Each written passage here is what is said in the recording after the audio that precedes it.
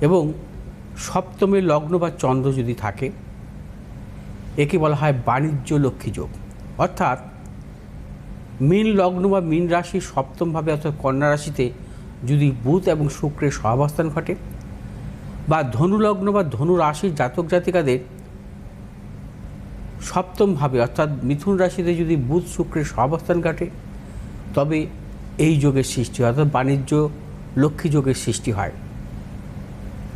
এই বাণিজ্য লক্ষ্মী যোগ অত্যন্ত শুভ যোগ এবং মূলত দেখা যায় যে এরা হচ্ছে ব্যবসা করে জীবনে কিন্তু প্রবল সাফল্য আসে এদের জীবনে এবং সম্মান লাভও করে এরা ব্যবসা ক্ষেত্রে এবং নামী ব্যবসায়ী এরা হয়। এছাড়াও পেশাগত জীবনে অত্যন্ত সাফল্য পায় এরা। পেশাগত জীবন বলতে আমরা যেটা বুঝি যে তারা ডাক্তারিতে হতে পারে বা আইন বিশেষজ্ঞ হিসেবে হতে পারে, অথবা যারা সিএ চার্টার্ড অ্যাকাউন্টেন্ট তা সেক্ষেত্রেও হতে পারে।